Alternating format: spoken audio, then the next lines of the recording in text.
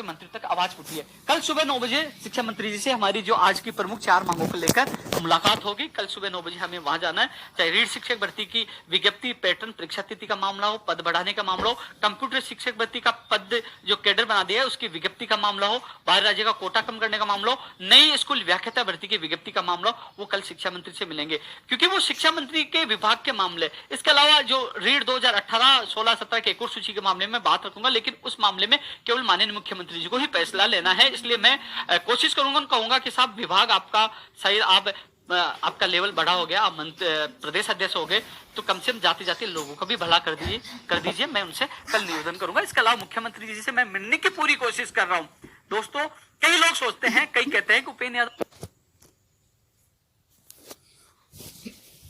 नरम क्यों पड़ जाता है। कई परिस्थितियां होती है, समय के अनुसार चलना पड़ता है, समय के अनुसार रणनीति हो। उग्र होके भी क्या करेंगे, कोरोना चल रहा है, इकट्ठे हो नहीं सकते, कुछ कर नहीं सकते, वो परिस्थिति को अनुसार हमें चलना पड़ता है। कई बार धन्यवाद देके और भी अच्छे काम करवाने पड़ते हैं। कई काम, जब मान लीजिए मैंने एक का विरोध कर दिया तो एक मुझे बुलाएगा क्या, कई बार धन्यवाद देके और भी काम करवाने पड़ते हैं। और यहाँ तक जिसने अच्छा कार्य किया, मैं कई बार जाता हूँ, साहब सेकंड ग्रेड की भर्ती अटक गई, साहब आरएस भर्ती, साहब प्रयोगशाला सहायक भर्ती, साहब कृषि प्रेक्षक, फाइल ड्राइवर, साहब इसमें एडवोकेट जनरल को उतारो, साहब इसमें रिजल्ट जारी करो, साहब वो लगातार वो काम कर रहे हैं। तो मेरा फर्ज बनता है उनको धन्यवाद देना भी, जो काम किया है, क्योंकि कोर्ट से अधिकतर भर्तियां बाहर आ चुकी है, सब पे स्टे अट चुका है, एडवोकेट जनरल को उतारा, तो वहां धन्यवाद देना पड़ता है। ऐसा नहीं कि मैं एहसान पदों से वहां जाता हूँ, हाथ जोड़ता हूँ, साहब इसमें एडवोकेट जनरल उतार दो और केस जीत के बाहर आ गए, हाँ साहब, ऐसा नहीं होता है। जब उन्होंने काम किया तो धन्यवाद ही बनता है, और दूसरी मांग भी लेके जाना पड़ता है। तो दोस्तों, हम सब मिलकर एक नए राजस्थान का निर्माण करेंगे, हम सब मिलकर एक नई पहचान बनाएंगे, क्योंकि यदि हमारा भविष्य नहीं संवरा, यदि बेरोजगारों का भविष्य नहीं संवरा, तो उन लोगों को ये चेताना, उन लोगों को ये बताना कि हम तो बेरोजगार हैं, आने वाले 2023 में आपको जरूर बेरोजगार कर देंगे, क्योंकि हम में बहुत बड़ी ताकत है। हाँ, ये जरूर है कि अब यही है, कोरोना, उससे पहले सोशल मीडिया के माध्यम से धीरे धीरे कम संख्या के माध्यम से मंत्रियों और मिलकर, यानी मुख्यमंत्री जी से मिलकर कोशिश कर रहे हैं। इसके अलावा भी जो अधिकारी लापरवाही करे, मंत्री नहीं सुनते, तो जयपुर में बेरोजगार महापंचायत रखी जाएगी, जिसमें हजारों की संख्या में, पहली बार हजारों की संख्या में जुटेंगे। उसके लिए चाहे बसें लगानी पड़े, चाहे कुछ करना पड़ेगा, पूरा प्रयास करेंगे और अपनी ताकत दिखाएंगे। उससे पहले हम सबको एक होना पड़ेगा, अलग अलग भर्तियों के सब लोगों को, क्योंकि जब सारे, आपने देखा होगा केंद्र कई बार चुनाव होते हैं तो सारे लोग, सारे बदमाश एक हो जाते हैं, गठबंधन कर लेते, बोले चुनाव तो जीतना ही है।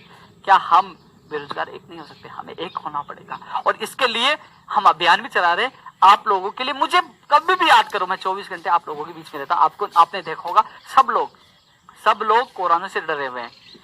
मई, जून, जुलाई, अगस्त तक आपके साथ, कभी किराया माफी के लिए, कभी बीकानेर, कभी कहा, मैं आप लोगों के बीच में हूं, लगातार आप लोगों की आवाज तो उठा रहा हूं। कोई एक इंसान है जो आवाज तो उठा रहा है, लेकिन उसी इंसान की कई बार आप कमेंट करते हो, कुछ नहीं होगा, चलो कोई कुछ नहीं होगा, प्रयास तो कर रहे हैं ना, घर बैठे निठल्ले तो नहीं है ना, कम से कम आवाज तो उठा रहे हैं, आवाज तो बुलंद कर रहे हैं। लेकिन विज्ञप्ति लेके आओ, और हम प्रयास कर सकते हैं, दबाव बना सकते हैं, दबाव बनाकर जल्द से जल्द कार्य करवाने की कोशिश कर सकते हैं, वो कर रहे हैं हम। लेकिन आप सबसे मेरा एक और निवेदन है कि कम से कम हम सोशल मीडिया पे जो प्रयास करें, जैसे आज का आंदोलन था, उसको ज्यादा से ज्यादा तक लोग, मंत्रियों को, एमएलए को टेक करना चाहिए, भेजना चाहिए कि युवा जाग चुका है, और ये युवा आक्रोश आने वाले समय में बहुत बड़ा आक्रोश हो सकता है।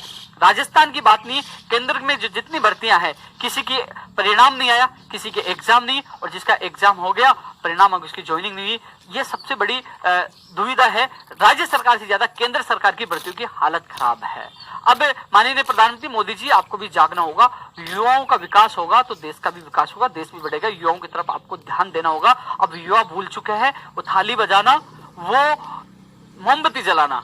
अब वो चाहते हैं कि उनके सपने साकार हो, उनके लिए रोजगार के अवसर उत्पन्न हो, उन लोगों को समय पे रोजगार मिले। वो थाली बजाएंगे, मोमबत्ती भी जलाएंगे जब आप रोजगार के अवसर उनको प्रदान करेंगे, जब उनको समय पे रोजगार मिलेगा। आप कहोगे तो डांस भी करेंगे, लेकिन रोजगार उनको चाहिए। दोस्तों, कई, मुझे पता है कि लोगों के कमेंट आ रहे होंगे अपनी अपनी भर्तियों को लेकर, उनके लिए भी मैं चर्चा कर लेता हूँ, क्योंकि अब जो मैं बेसिक चर्चा कर रहा था, क्योंकि हमें एक होना होगा, हमें लड़ना होगा। मुझे उन बहनों के भी आंसू याद है 2013 की एनम जीनम जो है नर्सिंग भर्ती 2013।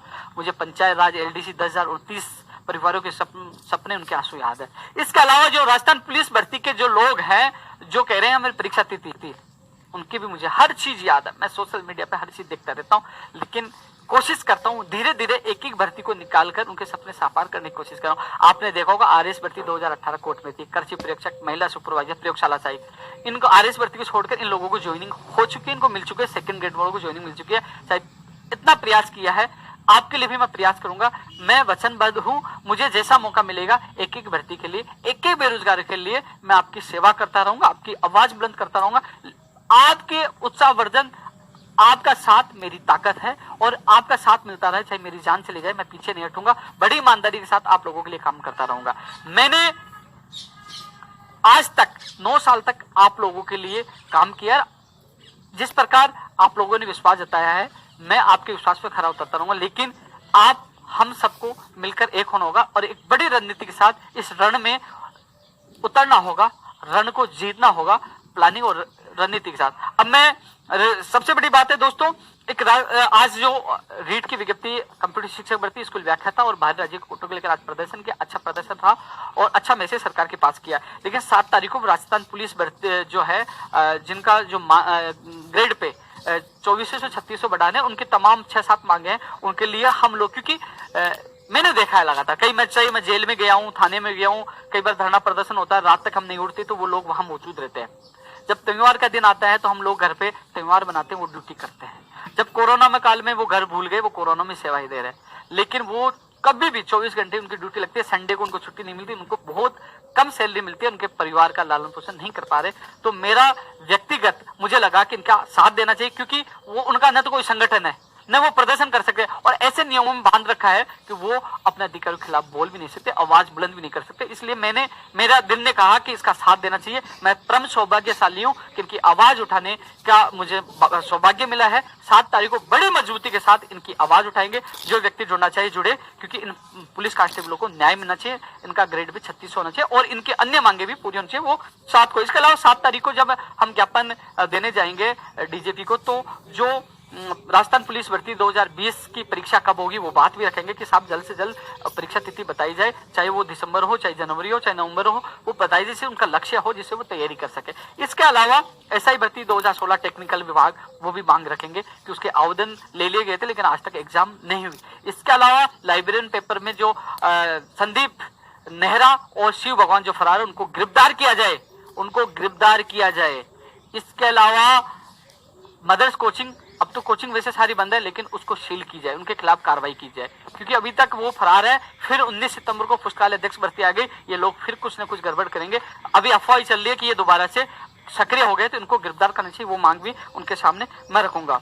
फर्जी डिग्री वाला जो मामला आया था, जब मैं सिपरा पर थाना गया, मैंने ऑडियो दिया तो उन्होंने कहा ऑडियो तो कैसे भी आ सकते हैं। उन्होंने परिवार में रखा लेकिन मुकदमा दर्ज नहीं किया गया। लेकिन एक चीज आपको बता दूं, आपने राजनीतिक जो प्रकरण देखा होगा, ऑडियो आया सरकार को अस्थिर करने का या पैसों को लेकर लेन देन, उसमें एसओजी ने जांच की और उसमें एक्शन लिया गया, नोटिस जारी हुआ।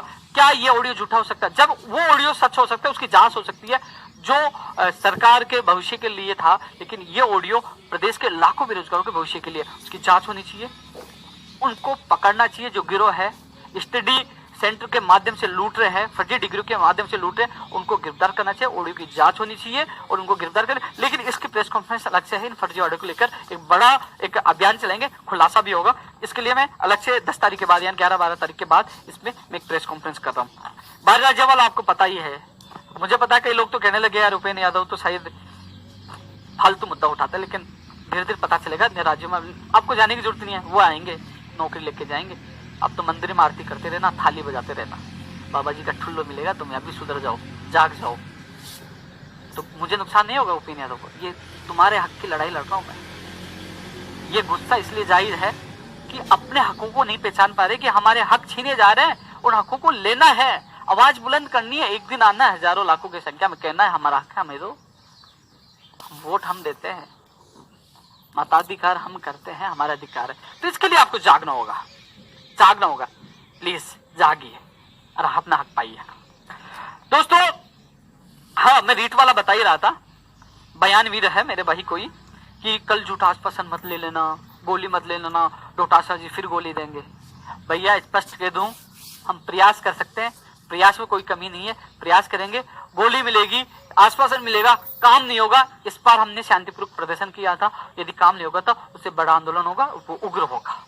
लेकिन वार्ता से ही फैसला होता है। गुजर आंदोलन हुए, 72 लोग शहीद हुए, वार्ता उनकी हुई, आज भी वार्ता चली है, वार्ता से इनके काम हो रहा है। वार्ता करनी पड़ती है, आंदोलन होते, आंदोलन के बाद वार्ता भी करनी पड़ती है और वार्ता से ही काम होते हैं। इसलिए आज हमने मजबूती से आपकी बात की है, कल वार्ता शिक्षा मंत्री जी कर रहे हैं, शिक्षा मंत्री जी से वार्ता आपकी होगी तो मजबूती से आपकी बात रखेंगे, कोशिश करेंगे जल्द से जल्द आपकी सभी की विज्ञप्ति जारी हो, पैटर्न जारी हो और आपको राहत मिले। मैंने कभी भी समझौता नहीं किया, कभी भी अपनी व्यक्तिगत हितों के लिए, क्योंकि किसी भी मंत्री किसी भी सरकार में जाके पूछ लेना, उपेंद्र यादव ने कभी अपने बारे में नहीं सोचा। जब भी गया बेरोजगारों की बात रखी है, चाहे उनसे झगड़ा हुआ हो, चाहे लाठीचार्ज हो, चाहे जेल जाना पड़े, चाहे अनशन करना पड़े, मैंने कभी भी किसी बेरोजगार से दगा नहीं है। मजबूती से बात रखिए, कल भी आपकी बात मजबूती से रखूंगा। ऊर्जा विभाग में नई भर्तियों का मामला हो कि बोले कि जो 1500 कितने पदों पर ANJN की घोषणा होगी, लेकिन टेक्निकल हेल्पर की घोषणा नहीं है, वो मुझे याद है, मैंने ज्ञापन दिया। ये भी बात मैंने रख चुका हूँ, CMO में भी रख चुका हूँ, BD कल्ला जी से दोबारा मिलूंगा, CM साहब से मिलूंगा, तब भी बात रखूंगा। 9000 पदों पर घोषणा की गई थी, तमाम पदों की विज्ञप्तियां जारी हो, जिसमें टेक्निकल हेल्पर भी है और भी बढ़ते उनकी विज्ञप्तियां जारी होनी चाहिए। और जो सिलेबस बिजली विभाग की, उसका सिलेबस चेंज हो, बाहरी राज्यों में केंद्र नहीं, उनका परीक्षा केंद्र नहीं दिया जाना चाहिए, वो भी हमारी मांग है। नई स्कूल व्याख्याता भर्ती की विज्ञप्ति जारी हो, 3000 से पद ज्यादा बढ़ाया जाए, 3000 नहीं और तो बहुत पद खाली हो गए, 3000 से ज्यादा पद बढ़ाए जाए। नई स्कूल व्याख्याता भर्ती की भी हम मांग कर रहे हैं। चाहे जूनियर अकाउंटेंट हो, ग्राम सेवक हो, कंप्यूटर शिक्षक भर्ती हो, क्योंकि कंप्यूटर शिक्षक भर्ती भी आनी चाहिए, क्योंकि स्कूलों की जो आप दशा देख रहे हो कैसी है, लैब की क्या दशा है, लैब धूल खा रहे हैं, तो कंप्यूटर शिक्षक भर्ती की विज्ञप्ति जल्द से जल्द जारी हो। चाहे एग्जाम अगले साल करवा दीजिए, जिससे वो लोग तैयारी तो कर सके ना, उसकी विज्ञप्ति जारी हो। कल इसकी बात मजबूती से रखी जाएगी। AN वाले तो बेचारे रो रहे हैं, 2018 वाले। मैं खुद रोली सिंह जी से मिलकर आया था, बोले RPC चाहिए तो निकाल सकते हैं, लेकिन मजबूरी क्या है, कोरोना मजबूरी बनी हुई है, नहीं तो इच्छा तो मेरी भी ताला लगाने की एक बार वहां RPSC की। क्यों नहीं निकाले इनका रिजल्ट? एनटीटी का उलझा पड़ा है। देखो एनटीटी वाले मामले में तो एक चीज कहना चाहूंगा मैं, एनटीटी वाले इंतजार कर रहे हैं, लेकिन इसमें फर्जी वाड़े को रोका जा रहा है। हर फर्जी व्यक्ति की तस्दीक की जा रही है, उनको बाहर किया जा रहा है। ज्यादा से ज्यादा इसमें फर्जी बाहर होंगे। कई लोग इसमें, मुझे पता है, जो अभी जो ऑडियो कॉल आया था ना, उनसे जुड़े हुए काफी लोगों की फर्जी डिग्रियां हैं, उनकी जांच हो रही है, वो बाहर होंगे। लेकिन हम इसमें यह भी मांग करेंगे उनके खिलाफ मुकदमा दर्ज होना चाहिए। इसके अलावा दोस्तों, LDC 587 की मीटिंग माननीय मुख्यमंत्री जी ले रहे थे, लेकिन जो पूर्व राष्ट्रपति जो प्रणब मुखर्जी की जो उनके देहांत हुआ, उसके बाद जो राष्ट्रीय शोक की घोषणा की गई, तो मुख्यमंत्री जी खुद ने यहाँ राजकीय जो अवकाश किया, तो वो खुद मीटिंग नहीं ले सकते थे, उसको टाल दिया गया। 587 के लिए पूरी कोशिश की थी, मैंने जितना सहयोग हुआ मैंने किया, जितना मुझे डेटा देना, जितनी बात रखनी थी मैंने रखी है, और जब भी कुछ होगा मैं कोशिश करूंगा जल्द से जल्द इसकी मीटिंग वापस रखवाई जाए और 587 अभ्यर्थियों को राहत मिले। 2018 LDC की बात कर रहा हूँ। सबसे बड़ी बात है बोर्ड या आयोग बने। मैं आयोग और बोर्ड की मांग इसलिए कर रहा हूं सरकार से कि वो बोर्ड आयोग कहे कि भैया किसी को भी, पड़ोसी को पता है कि मेरा पड़ोसी फर्जी डिग्री से लग गया, फर्जी खेल प्रमाण पत्र से लग गया, फर्जी और भी मार्कशीट BA की हो, चाहे संबंधित, चाहे PTI की हो, लग गया, वो आके शिकायत कर सकता है, उसके खिलाफ कार्रवाई हो सकती है।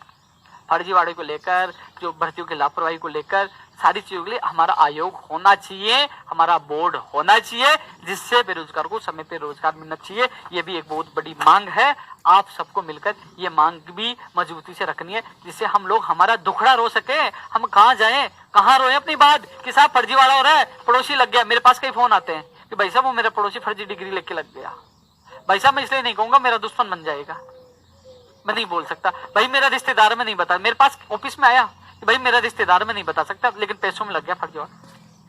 कम से कम वो व्यक्ति आयोग में चुपचाप जाके कह सकता है ना, हाँ मेरा नाम मत बता, नहीं ये फर्जी आदमी पकड़, खिलाफ कार्रवाई तो हो सकती है। लेकिन इसके लिए आयोग तो हो, हमारी बात कहाँ रखें, हमारा दुखड़ा कहाँ रोए, कम से कम हमारे लिए आयोग या बोर्ड तो होना चाहिए। होना चाहिए नहीं होना चाहिए बताइए दोस्तों? होना चाहिए ना, होना चाहिए ना, इसलिए हमें आवाज उठानी होगी। इसके अलावा दोस्तों, नर्सिंग भर्ती 2013, मैं एक चीज और बता दूं स्पष्ट, कई जो नर्सिंग भर्ती 2013 NMGNM है, पंचायत राज LDC भर्ती 2013 जो 10,029 पदों पे है, REET level REET 2018 level first और सेकंड की एक और सूची का मामला है, 2016-17 का मामला है, आयुर्वेद नर्सिंग वाला जो मामला है, ये मामले दोस्तों, इस पे केवल माननीय मुख्यमंत्री जी को ही निर्णय लेना है। मैं पूरी कोशिश कर रहा हूँ, मुझे समय मिला था, कैंसिल हो गया।